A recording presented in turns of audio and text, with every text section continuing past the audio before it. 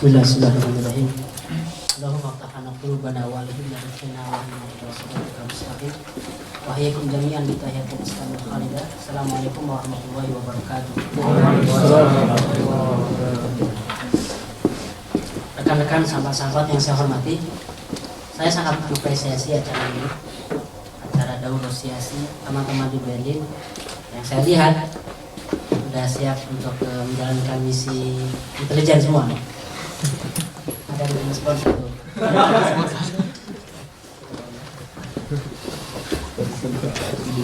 Saya lihat kemarin komposisi peserta itu rata-rata usia 19, 20, 21-an ya. Yang paling tua mungkin 22, 23. Rata-rata di bawah 20.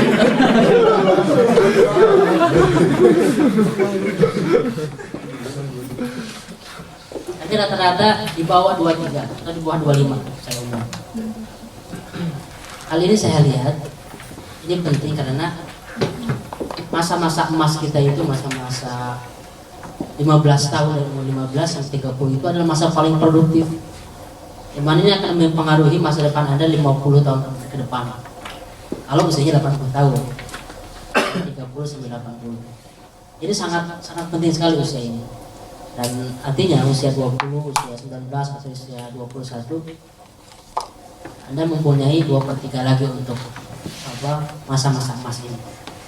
Maka di tema sekarang tentang wawasan Islam internasional, saya ingin mengadres beberapa tema yang sangat krusial yang sesuai dengan kadar usia teman-teman. Dan rata-rata anak S1 ya.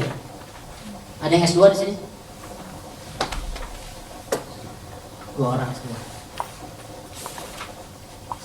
Saya sendiri tidak mengalami S1 di sini. S1 saya dengan padang pasir di Kairo. Nah, teman-teman yang saya hormati, saya ingin membagi tema ini menjadi 3.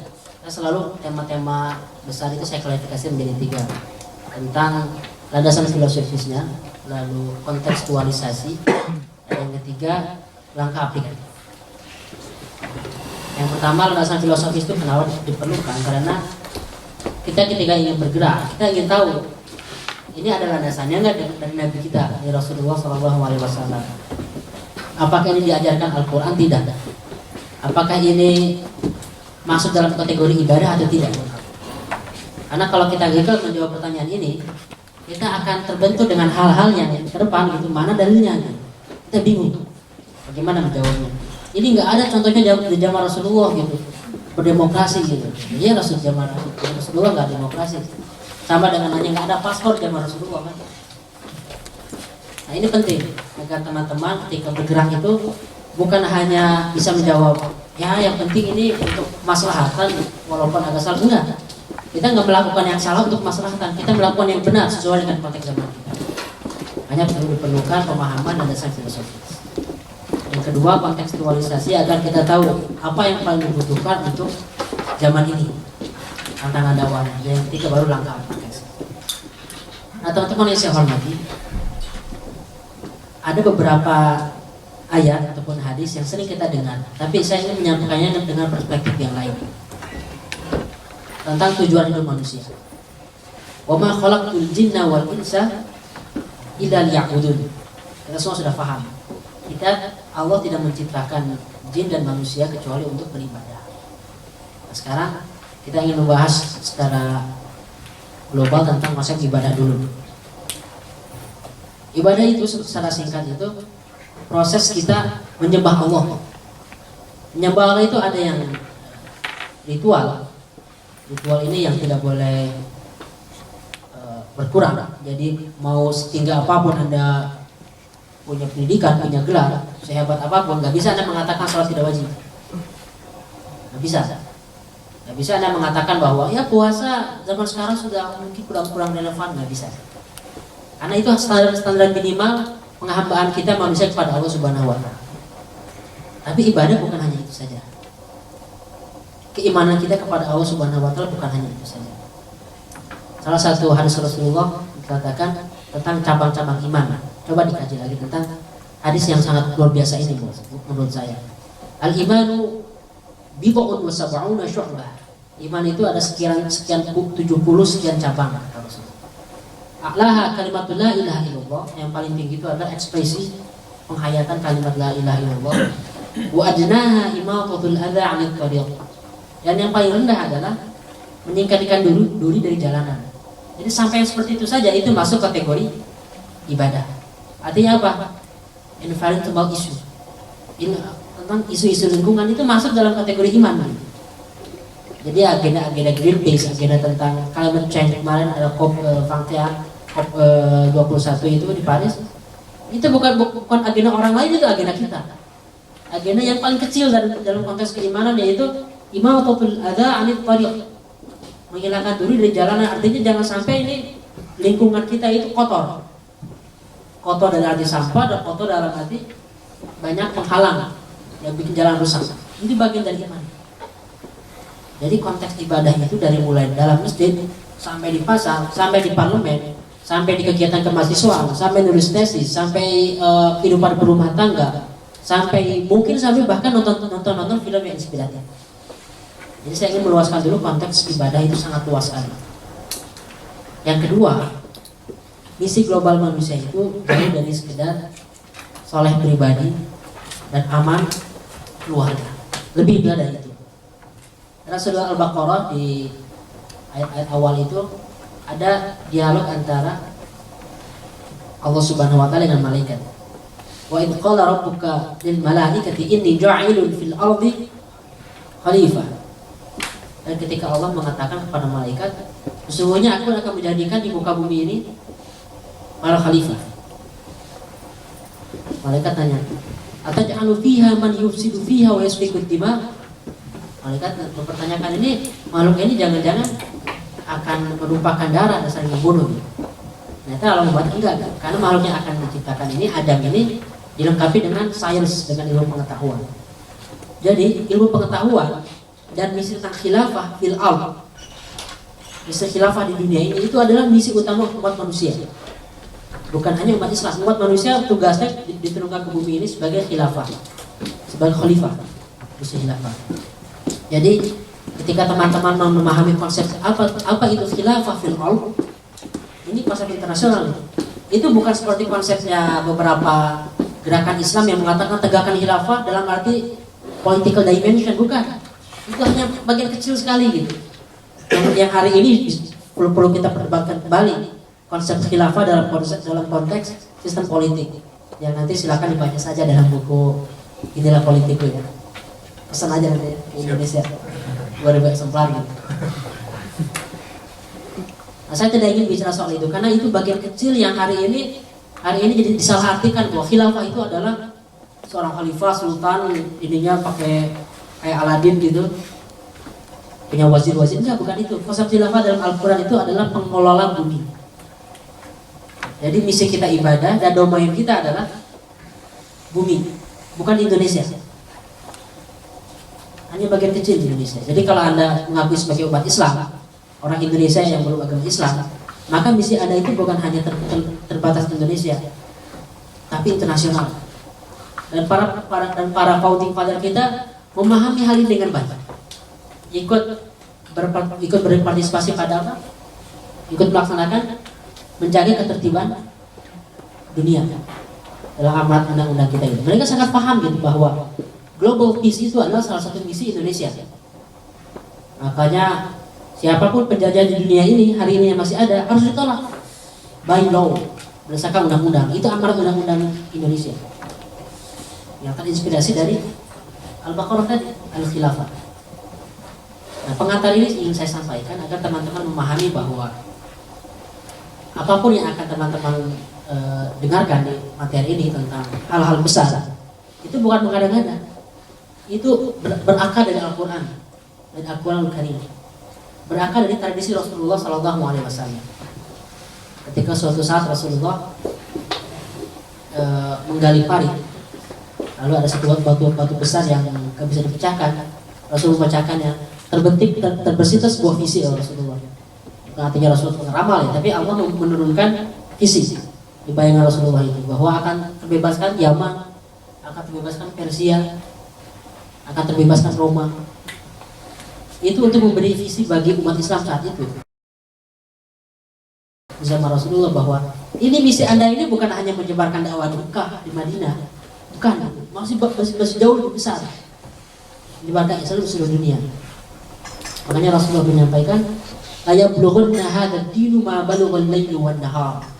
Agama ini akan sampai pada daerah-daerah seperti sampainya matahari di ke timur dan barat. Sampainya sinar matahari ini di siang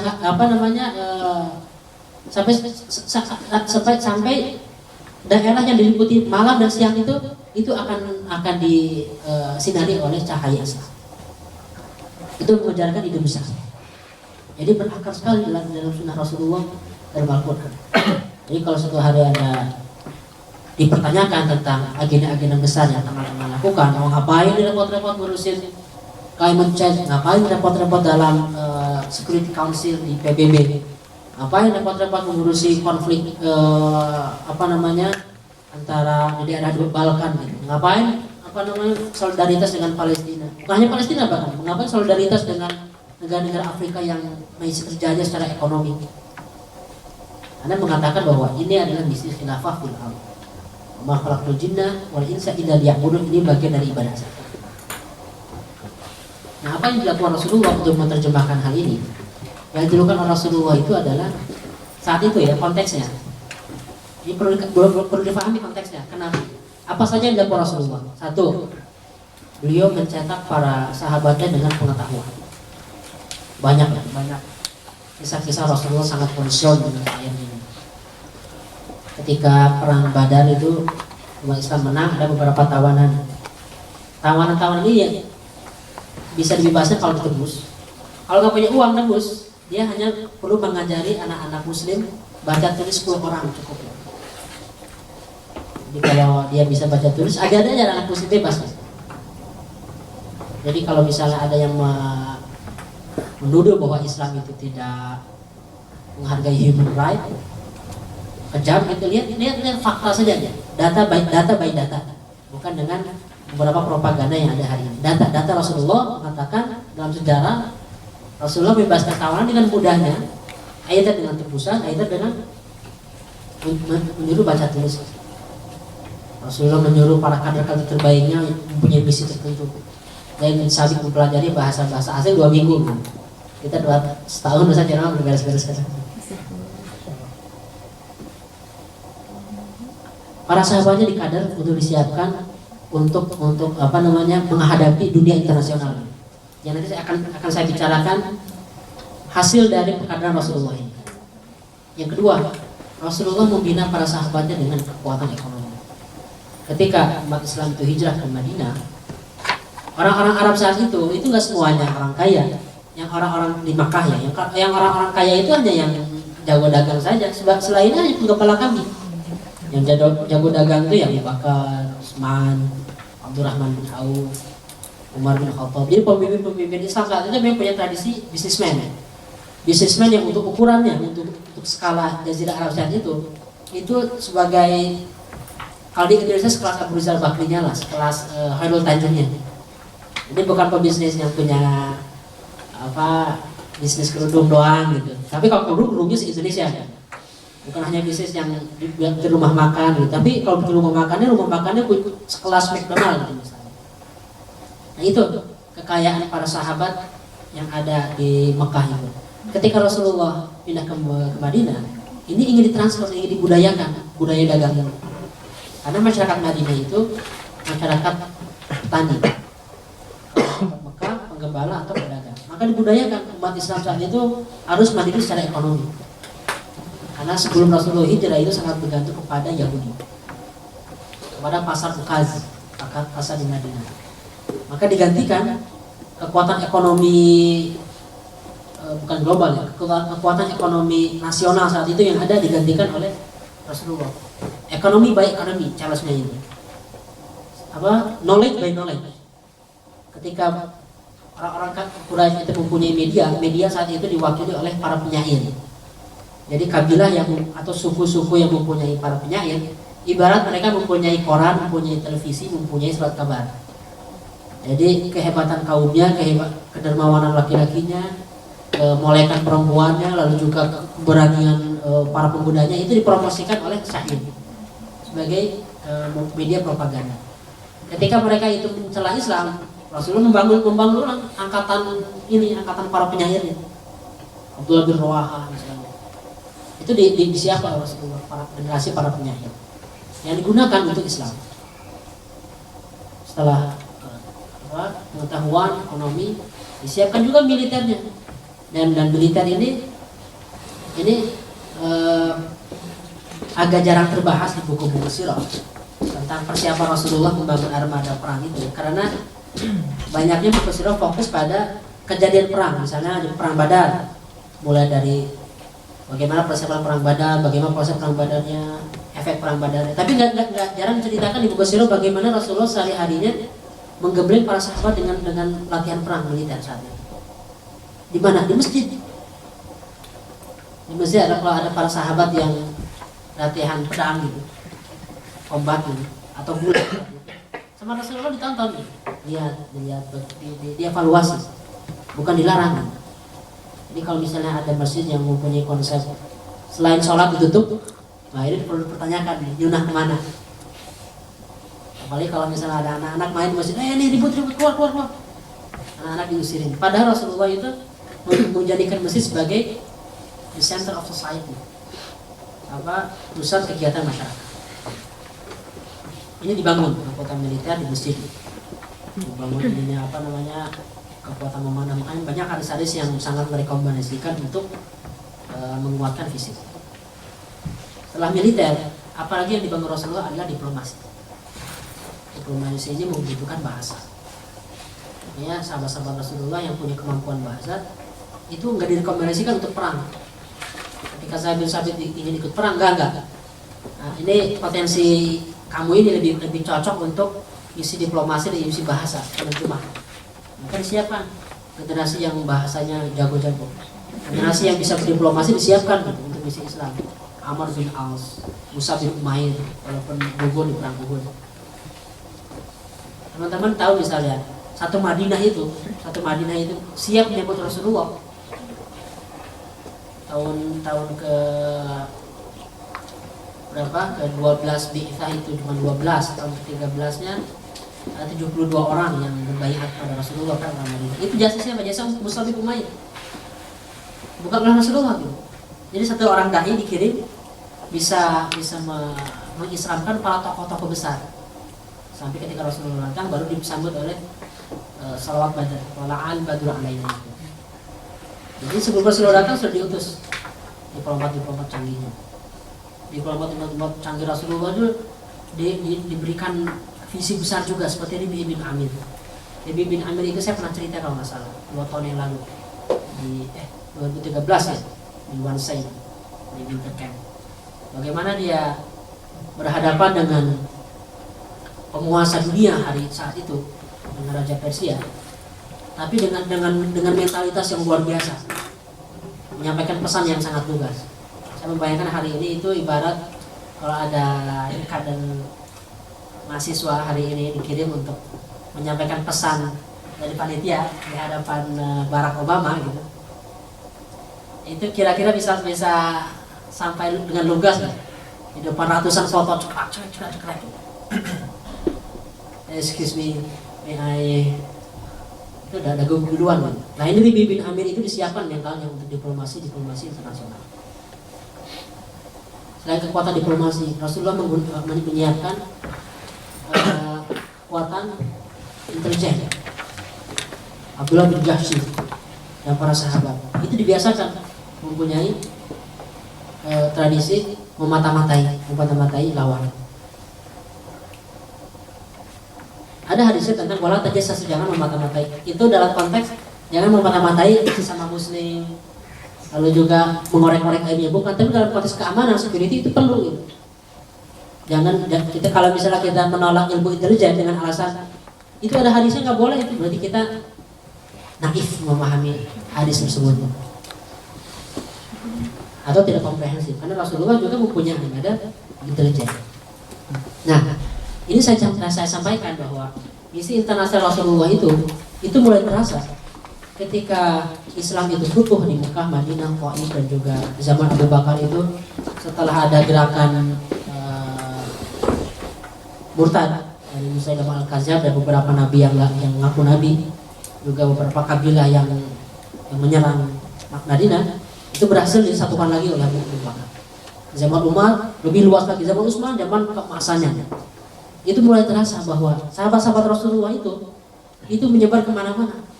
Ada yang ke Cina, bahkan salah satu kuburan sahabat itu di zaman para sahabat ada di Indonesia. Walaupun belum masif penyebarannya ya, tidak seperti di zaman Utsmaniyah.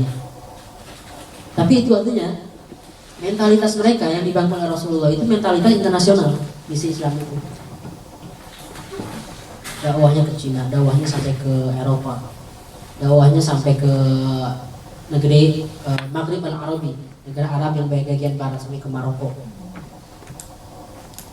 Nah ini saya sampaikan konteksnya agar teman-teman memahami bahwa Rasulullah menyiapkan sahabatnya untuk kebutuhan zamannya. Jadi power apa saja yang dibutuhkan di zaman tersebut Rasulullah cicil, investasi itu para pemulanya disiapkan, dan manfaatnya kerasanya bukan hari itu, mungkin manfaatnya 30 tahun kemudian, 40 tahun kemudian, 50 tahun kemudian. Ada jangka waktu yang panjang untuk investasi generasi muda untuk masa depan umat Islam global. Nah, sekarang saya ingin membahas konteks hari ini. Konteks hari ini sayangnya, hari ini dunia ini terlalu kompleks untuk kita pahami seorang diri.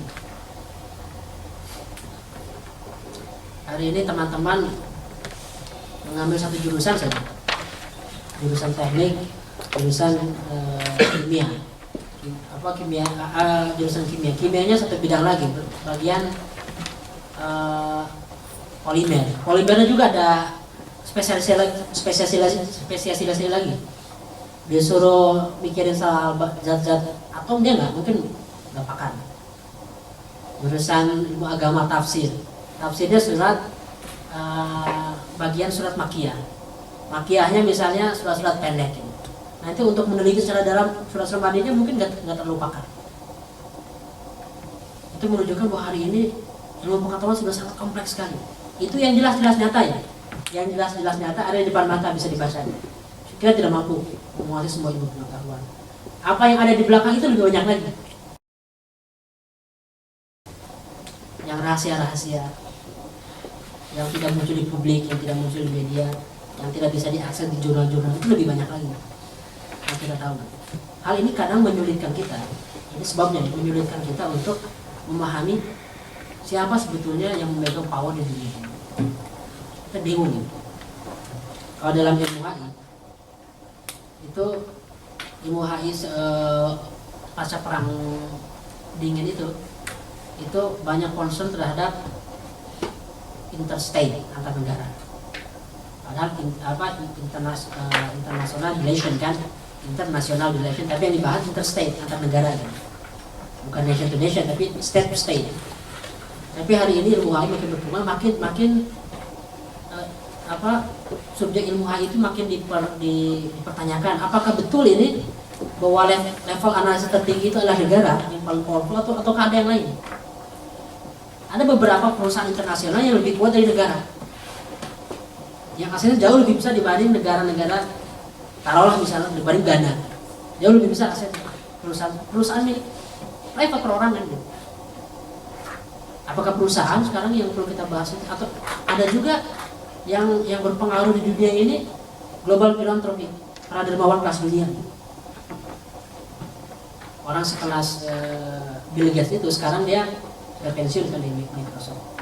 Dia udah nggak ngurusin lagi bisnis, dia udah pikirannya tentang epidemi, tentang mengurusi bagaimana kalau ada disaster di masa depan. Dia sudah mempersiapkan bagaimana menyelamatkan nasib umat manusia gitu. Orang seperti dia, powerful orang kayak gitu, yang donasinya luar biasa banyak. Apakah sekarang power itu di tangan harakah Islam, harakah Kristen, atau harakah Yahudi, atau harakah ideologi tertentu?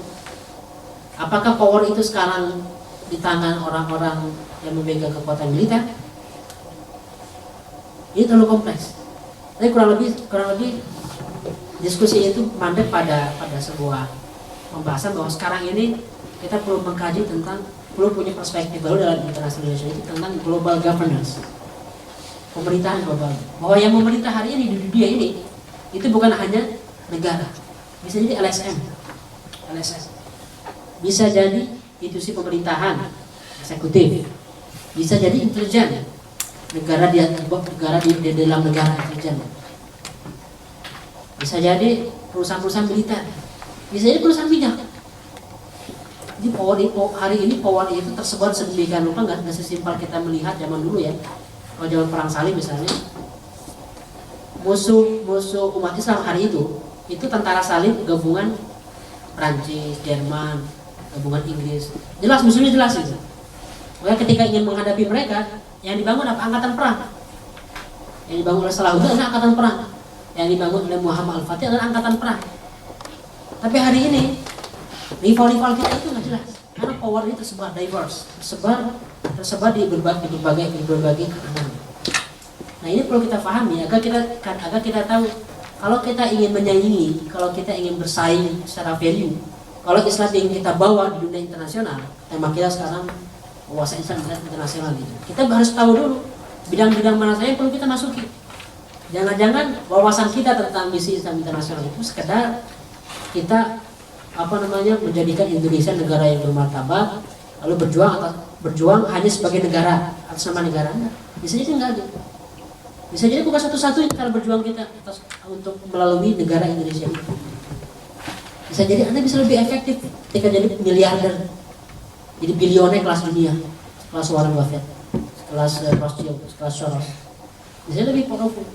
Bisa jadi lebih powerful daripada Menteri Luar Negeri Indonesia atau Presiden Indonesia.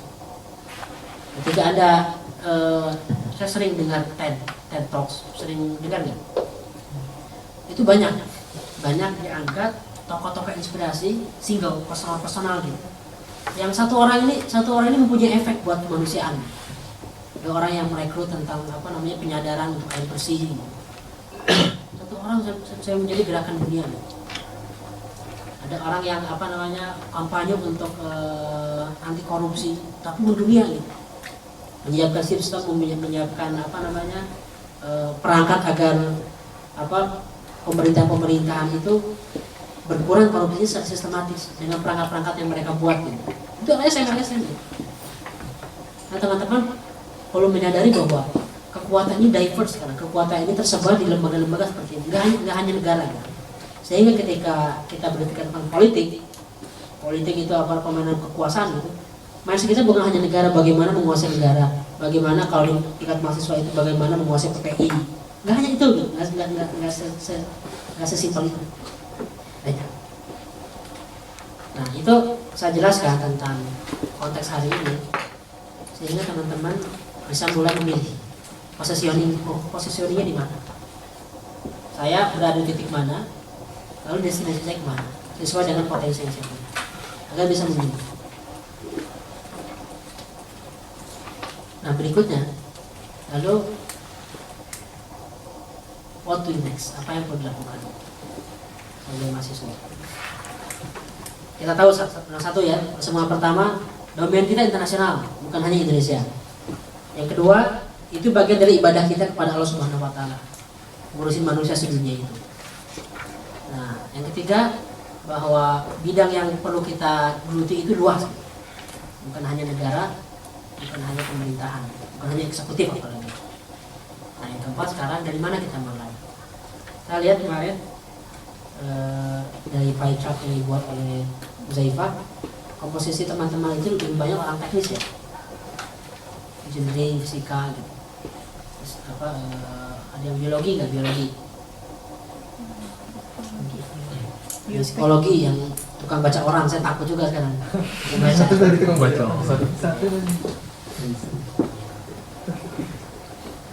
Ada yang social science itu? Nggak ada. Ada yang social science. Satu orang ya. Saya jurusan intelijen ya. Nah, teman-teman saya hormati, pengalaman saya berinteraksi selama 4 tahun di Eropa, khususnya dengan komunitas anak muda Indonesia ya. Mereka itu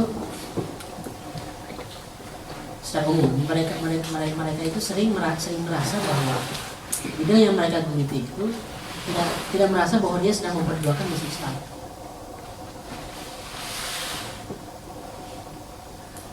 Wah, saya sering mendengar komen, mas kalau saya mah apalah, kalau dakwah itu urusan mas lah, kayak gitu mah yang jurusan Al-Azhar atau jurusan filsafat atau itu. Kalau saya mah jauh, saya jurusan gunung, saya ngurusin mesin, saya cuma ngurusin janin misalnya, saya cuma ngurusin orang yang luka misalnya nursery gitu. Nggak merasa bahwa dia mempunyai beban berat menyampaikan Quran di bidangnya itu. Nah, hal ini ingin saya klarifikasi. Ya, ini signifikan sekali. Signifikan bahwa Anda tidak merasa bahwa ada beban dakwah yang berat di punggung Anda, di bidang Anda. Itu masalah. Apa yang membuat para ulama Islam di zaman keemasannya, anjuran keagungannya, kemarin saya sering mengulang-ulang beberapa nama-nama yang populer, Aisha, Ibnu Sina, Al-Ghazali, Al-Bush, Al-Idrisi. Mereka itu ulama yang mengetahui ilmu Islam juga jelas ya, tapi ilmu di bidangnya itu tertinggi di zamannya.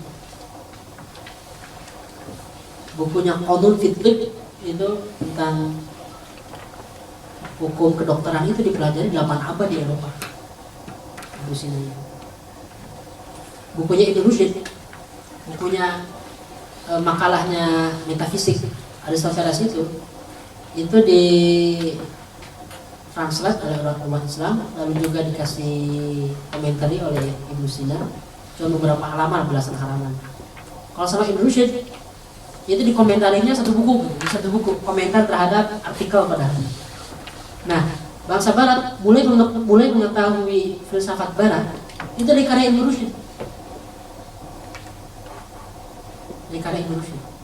Mereka mulai mengetahui Ibnu Sina, kedokteran dari karya Ibnu Sina. Mulai mengembangkan ilmu optik dari karya Ibnu Haytham. Dia mempunyai penemuan namanya kumroh. Tahu kumroh? Itu kotak hitam untuk menangkap cahaya. Dia bikin di atas bangunan di depan Masjid Al-Azhar. Cahaya dari refleksi dari Masjid Al-Azhar itu masuk ke kotaknya, jadi dia bisa nangkap gambar. Dia nangkap kumroh. Belum ada clue-nya, kamera. Kumroh itu. Makanya dia orang iseng tadi kalau orang kuliah di sini. Pesan ajarannya apa? Do you know kumroh? Apa? Bukan, lu berapa dengan Om? Saya nggak tahu bahasa Jerman. Oh, saya ingat. Bahasa Inggris soalnya. Kira-kira apa? Ada yang bisa mencontohkan? Kayak kumroh, tanya aja. What? Dan dia nanya, mereka bingung juga kumroh. Ada bahasa Arab. Nah, itu saya hanya menyampaikan bahwa para ulama itu mempunyai penemuan yang tertinggi di zamannya. Karena mereka membawa misi Islam. Al-Idrisi itu ketika geografer Muslim ketika membuat peta untuk peta dunia yang mirip dengan peta modern di abad ke-12, itu mirip dengan peta dunia modern benuanya gitu. Itu bukan sekadar for pleasure untuk geografi agar diatur, nggak hanya itu untuk dakwah gitu. Agar umat Islam nanti ketika ingin berdakwah, para pengelana sejenis Batuta yang kayak gitu itu mempunyai panduan nih, peta dunia untuk dakwah. Ulama-ulama yang mengembangkan ilmu optik itu agar umat Islam yang punya masalah mata itu untuk mengkaji pengetahuan itu bisa terselamatkan. Jadi mindset mereka mengembangkan pengetahuan itu untuk ibadah. Nah hari ini sains ini, atau karena konteks sekarang mahasiswa kita konteks, saya ingin bicara satu topik secara khusus tentang sains. Sains ini berkembang hampir tanpa value,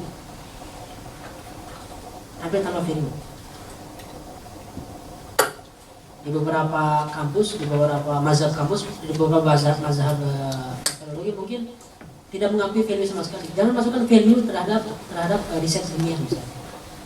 Jadi sains itu berkembang terus sesuai dengan naluri, sesuai dengan keinginan si saintis. Bikin apapun terserah, modifikasi apapun terserah, modifikasi makhluk hidup terserah, sebebas mungkin gitu. Mau dikawinkan kuda dengan kelinci, punya dengan apapun lah, terserah, nggak ada value gitu. Mau ditanam janin ke laki-laki agar bisa hamil, nanti disesat, terserah, nggak ada value. Mau ada penjualan organ yang penting selamat gitu, terserah. Berkembang tanpa value itu dikritisi banyak gitu. Orang Islam dikritisi oleh para humanis orang barat sendiri, misalnya Alexis Carrel itu menulis buku ini worth it to reading, Man the Unknown. Bukunya ini dapat hadiah Nobel. Alexis Carrel orang Prancis. Dia mempertanyakan tentang tujuan akhir dari sains yang semakin berkembang. Itu dia nulisnya tahun 50-an. Udah lama gitu, tahun 50-an. Sudah memprediksi tentang betapa dunia ini berkembang tanpa ada value. Nah, teman-teman semua mempunyai misi. Kalau sebagai saintis, kalau yang bercita-cita sebagai saintis profesional, mempunyai misi ini, bagaimana Anda mengembangkan bidang Anda dan membawa value-value bisnis. Value Islam itu seperti apa? Misalnya seperti ini.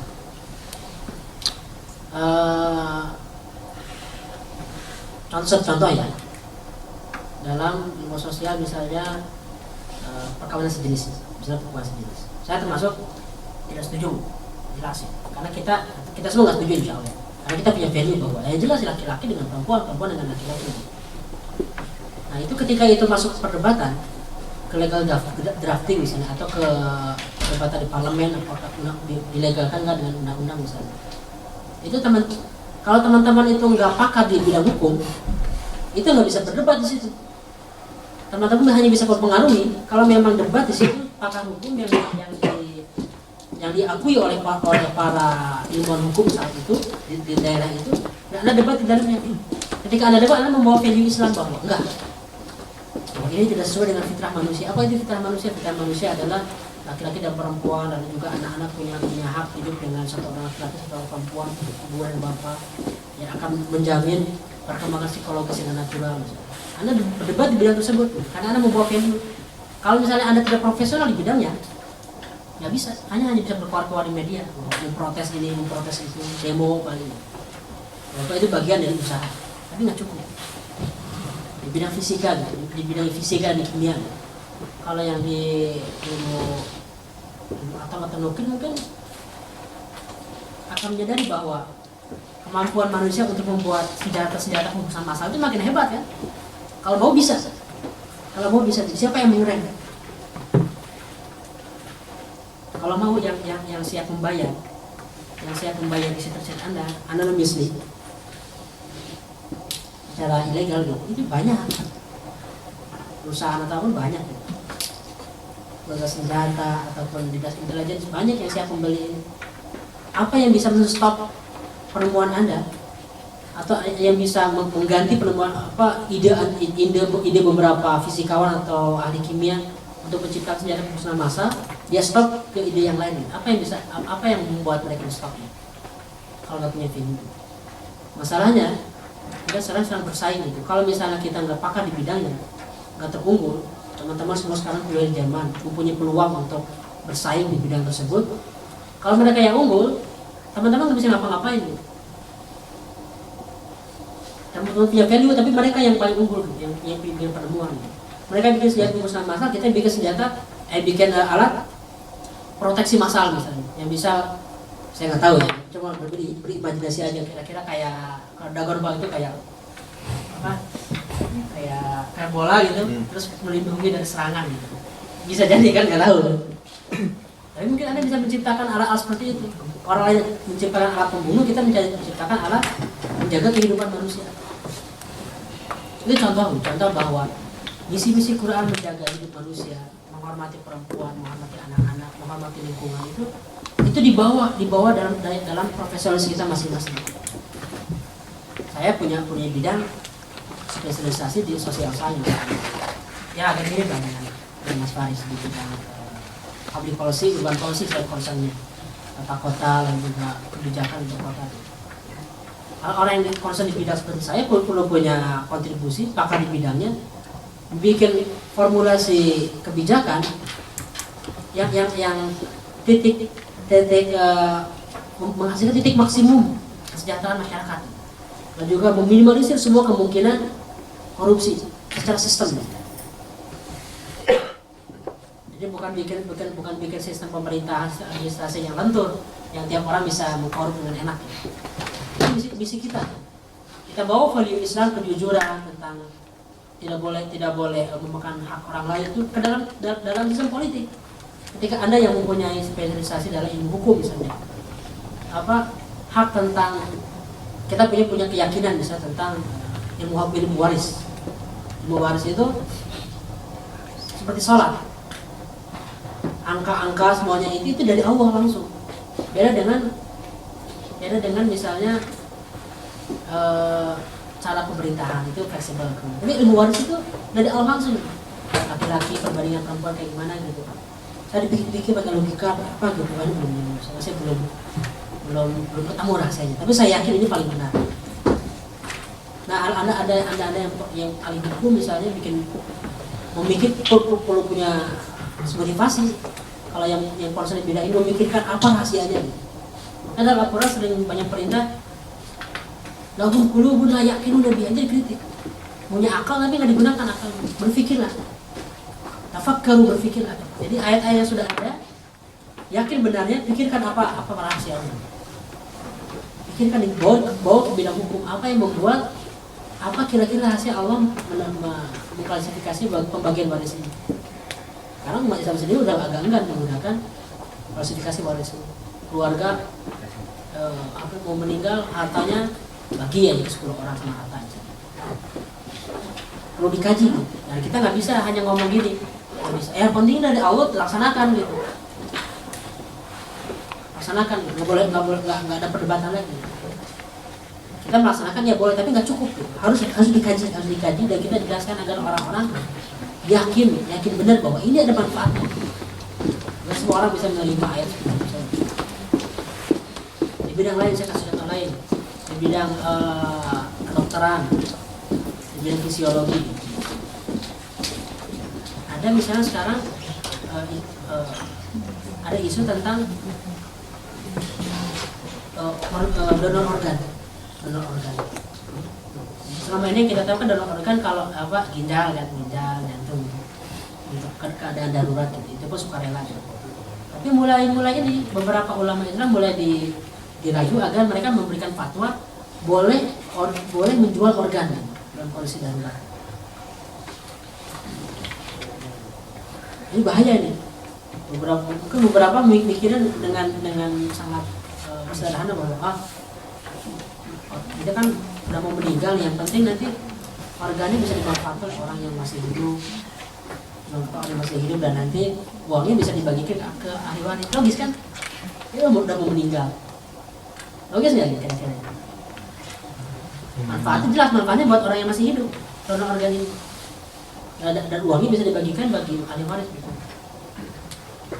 Tapi kalau dilihat dari sudut lain, dari misalnya dalam ekonomi global ini bahaya banget karena ini akan menjadi ladang bisnis baru ekonomi kapitalisme global, bahwa orang-orang yang miskin dieksploitasi, bukan hanya kalau sekarang ini hanya mengeksploitasi tenaga, nanti bisa dieksploitasi badannya. Dimiskinkan sedemikian rupa, sudah putus asa, keluarganya butuh makan, udah kelaparan, baru dibeli ginjalnya. Ada orang-orang yang siap membayar ginjal, membayar jantung, membayar organ-organ yang lain banyak. Orang kaya ini berpenyakit misalnya. Ini bakal jadi komoditi baru, bahaya. Jangan dibuka nih fitur fatwa seperti ini. Itu contoh misalnya. Tapi itu yang bisa melakukannya siapa? Yang bisa mengomong bahwa ini nggak boleh. Kalau ada pakar di bidang fisiologi, para dokter atau para peneliti di bidangnya keluar. Jadi bahaya. Para dokter yang punya otoritas sudah mengatakan nggak boleh. Nah ini tantangan teman-teman semua di bidang akademis. Menjadi profesional di bidangnya dan membawa value. Harus dua, nggak hanya salah satu. Kalau hanya salah satu, kalau hanya pakar di bidangnya lalu cuma kerja di perusahaan internasional dapat gaji besar 40.000 euro per bulan, lalu bisa bisa beli jas kayak gini tiap hari. Nah, itu cuma ya kan dia yang baru beli jas kan.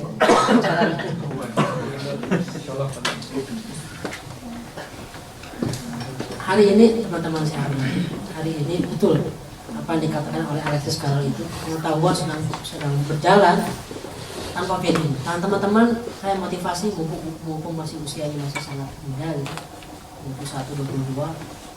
Ditambah kemarin diskusi saya dengan beberapa teman, saya dengar di Jerman sekarang ada tren baru bahwa masyarakat para pemuda Jerman lebih berorientasi untuk ikut pelatihan kerja di perusahaan-perusahaan. Lalu kerja langsung di perusahaannya dibanding ambil S1, S2, S3 yang jalurnya panjang belum tentu dapat kerja lagi. Dan teman-teman yang di jalan ini kesempatan. Saya nggak tahu kenapa kadang saya berpikir nggak ngerti juga. Beberapa hal di Eropa ini ada yang paradoks. Mereka pintar satu sisi gitu, banyak ilmuwan sosialnya, banyak para pemimpin strateginya. Kadang tapi suka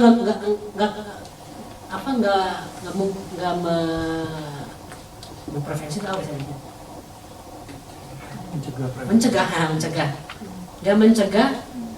mencegah hal-hal yang bisa merusak negara mereka sendiri.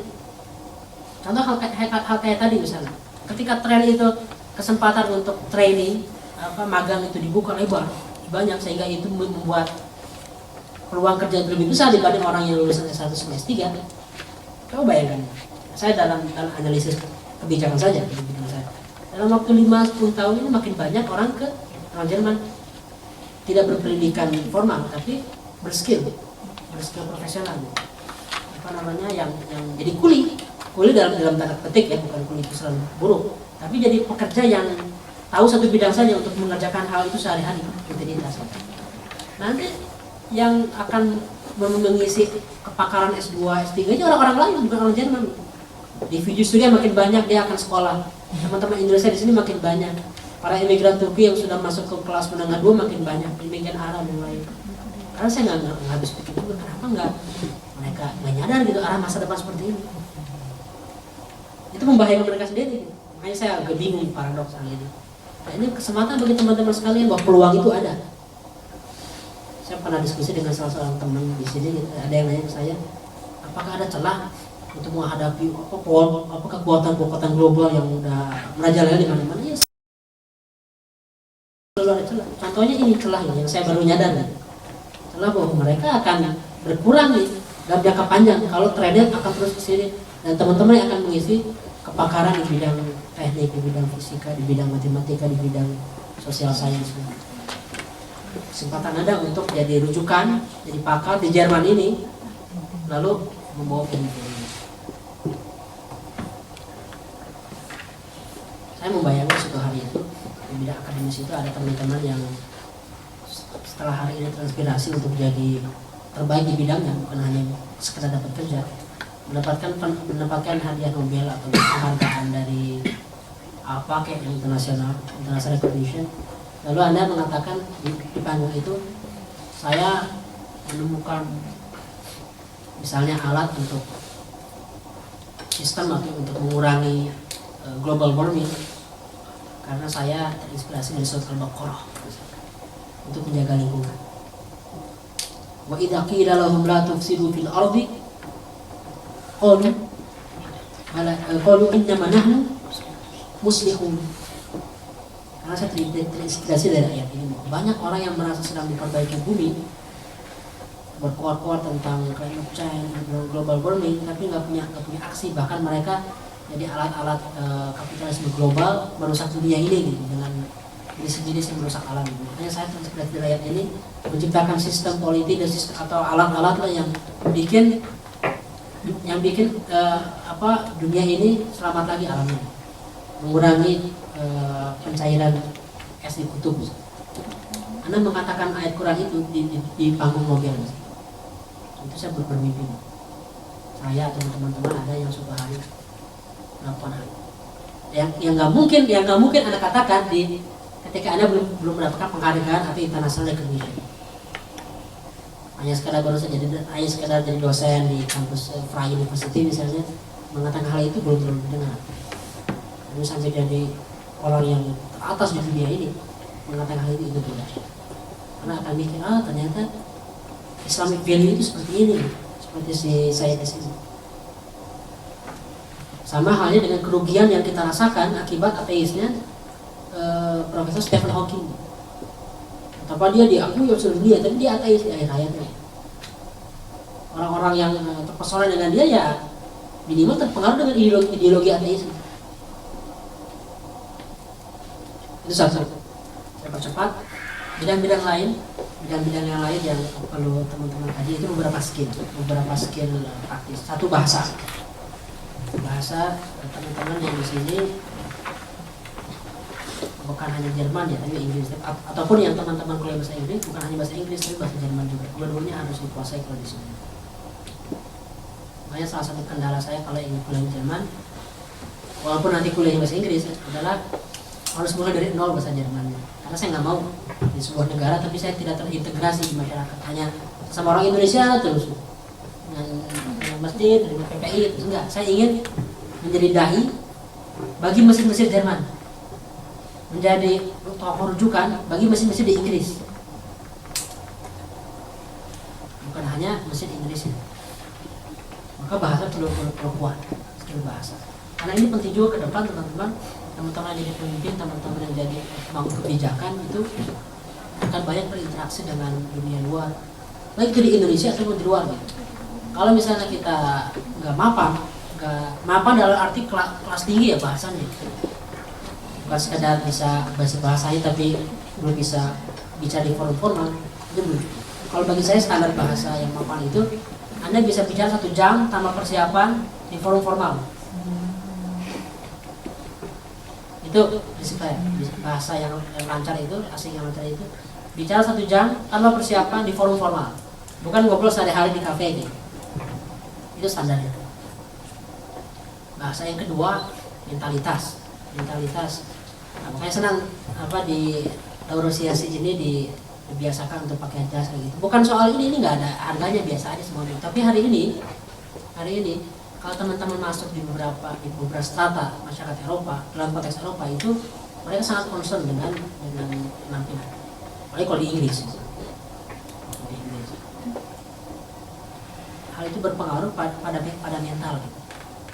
Bayangkan Anda dalam sebuah forum formal, gitu, semuanya pakai rapi, jas, pakai tuxedo, pakai buntai, pakai cuffling semuanya, lalu Anda pakai jaket gitu.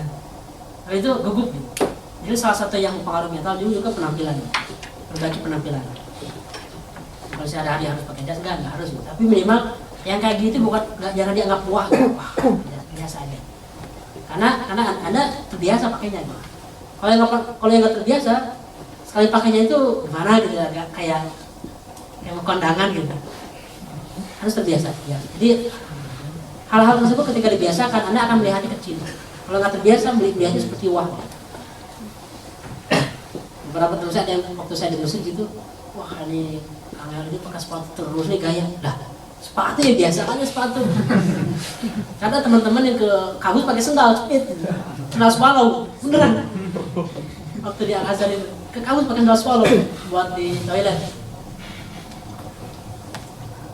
Itu saya nggak ingin mengatakan bahwa itu segala-galanya, bukan, tapi ingin mengatakan bahwa dalam konteks tertentu itu dibutuhkan untuk masuk ke kalangan masyarakat yang sangat perhatian dengan budaya tersebut, dan ilmu kita atau budaya kita, akhlak kita tidak tertolak hanya gara-gara pakaian.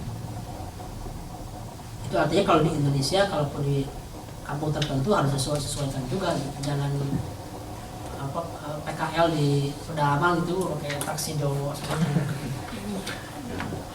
Tapi hal kayak gini perlu teman-teman tahu penampilan dari mulai kalau yang laki-laki formal dress bedanya formal dress untuk pertemuan seminar atau rapat seperti ini, dengan dinner, formal dinner, dengan party misalnya, atau dengan pertemuan dengan para bangsawan, harus tahu bedanya.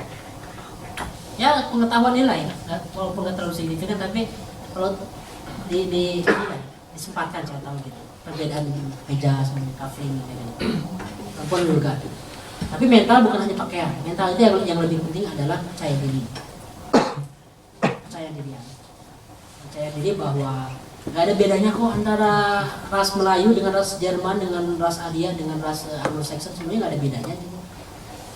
Olimpiade fisika kalau masih mudanya, teman-teman yang masih muda tuh umur 15 itu banyak yang juara kan orang Indonesia. Secara IQ nggak ada bedanya.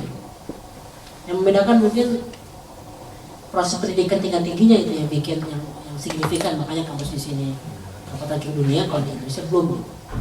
Karena otak-otak brilian kita begitu masuk kampus di dalam negeri, kok nggak muncul lagi.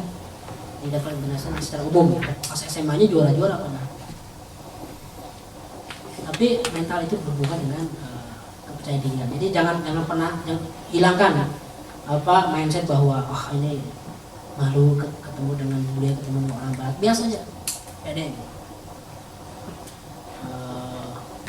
Kalau mau nyari pasangan juga pede aja gitu. Nah, mentalitas yang ketiga juga dibangun bukan hanya pakaian, bukan hanya kepercayaan diri, tapi juga dari kita punya pengetahuan. Sulit bisa percaya diri kalau kita nggak punya pengetahuan dalam pergaulan global dan dalam pergaulan internasional gitu. Saya sangat sering sekali aktif di forum-forum internasional, baik itu Model of United Nations di Oxford, di Paris, ataupun di UNICEF, di Amnesty International, di beberapa klub di Manchester. Itu yang kalau misalnya awal-awal saya nggak pede gitu, karena pas ke Manchester itu teman-teman orang Inggris itu ngomong cepat gitu, gak ngerti kita. What's up man? What's up apa? Oh how are you maksudnya gitu. Misalnya apa cepat dan logatnya nggak ngerti gitu. Tapi ketika gaul dengan lingkungan internasional gitu, ketika ketemu ya pengalaman pribadi, ketemu dengan beberapa orang Prancis gitu pas ngomong bahasa Inggris, I'm sorry, do you know where to going? Kayak gitu mereka nggak pede. Kita yang bahasa Inggris belajar lebih pede gitu. Karena kita punya sesuatu. Makanya kalau misalnya nggak punya sesuatu, apalagi bahasanya pas-pasan, dalam pergaulan internasional sulit untuk pede. Jangan percaya gitu. Nah, kalau teman-teman punya kesempatan untuk masuk ke forum-forum internasional, masukilah. Nggak hanya di PPI ya, nggak hanya di PPI, masuk kesempatan. Nggak ketemu lagi di Indonesia nanti kalau pulang. Masuk agar teman-teman terbiasa gitu dengan obrolan bahasa Inggris sehari-hari gitu. Atau bahasa asing nih, Jerman sehari-hari. Itu mental ya. Berikutnya selain bahasa, mental, lalu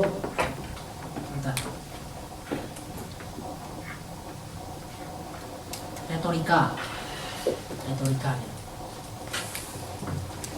Retorika itu ada dua, tulisan dan lisan. Kekuatan narasi. Hari ini faktanya kita sedang menghadapi perang wacana di mana-mana. Perang wacana. Orang kalau di dunia akademis, retorika itu nggak terlalu penting. Wacana kekuatan narasi, seharusnya nggak terlalu penting. Karena dalam akademis bahasa Anda membosankan gitu. Kalau memang benar ya benar, salah ya salah dalam akademis. Tapi kalau di masyarakat enggak. Dan di masyarakat ingin mempunyai power, pengaruh, itu sangat penting sekali retorika. Kekuatan narasi. Jadi pesan yang Anda sampaikan itu akan diterima kalau isi cara penyampaiannya bagus. Baik lisan berbicara langsung seperti ini, retorika publik, ataupun tulisan. Kalau nulis bagus nih. Ada teman yang minta review saya nulis gitu artikel gitu tentang kebangkitan pemuda Islam, bla bla bla bla bla gitu. Isinya hanya data semua, data kayak gitu. Ada bersemangat sekali, tapi mana gagasannya, saya bilang. Tulisan itu soal gagasan, bukan soal merangkum data. Kita rangkum sana sini, Lalu simpulkan di akhirat pemuda Islam harus bangkit gitu. Nah, mana gagasannya? Itu contoh gitu, pelajari ketika teman-teman membuat tulisan artikel populer di koran, di media, apalagi sekarang gagasan itu bisa tersebar, bukan nggak harus di koran nasional. Facebook status yang 3-4 paragraf bisa share-nya banyak ratusan, atau apa ide yang dibuat di Twitter ataupun di blog-blog atau situs pribadi bisa menyebar dengan sangat cepat gitu. Kalau gagasannya kuat, kalau punya narasi itu dipelajari. Tulisan antara perbedaan tulisan yang sekedar deskriptif dan tulisan yang analytical writing, itu pelajari bedanya. Itu penting agar apa yang kita punya itu bisa tertranslate ke orang lain dengan baik. Yang lebih berat retorika lisan, lebih berat karena Anda perlu mempunyai kesempatan yang banyak, perlu punya jam terbang. Memang ada beberapa orang yang punya fitrah, punya bakat ambil di depan itu pede. Dari kecil sering bawa khotbah gitu, bawa pidato gitu. Tapi ada yang enggak. Tapi jangan biarkan Anda ketiadaan bakat bawaan itu menghalangi. Latih terus. Di forum-forum biasakan untuk nanya, berani gitu. Berani nanya, bicara dengan lugas. Kalau misalnya setiap ada kesempatan untuk menjadi pembicara, mengisi materi, jangan lewatkan gitu. Langsung ambil gitu. Agak terbiasa, itu jam terbang.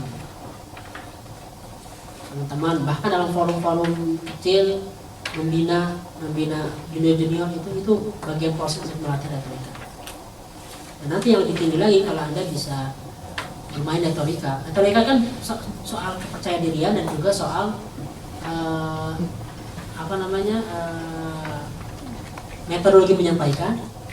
Yang lebih canggih lagi kalau Anda bisa, dan sastra ya, kalau bisa menyampaikan itu dalam bahasa asing, memukau orang lain dalam bahasa Arab, memukau para pendengar orang Inggris dalam bahasa Inggris, mengambil opini publik rakyat Jerman dalam bahasa Jerman, gitu sambil gini. Itu lebih dahsyat lagi kalau sudah bisa berretorika dalam bahasa asing. Itu artinya dalam bahasa Indonesia lebih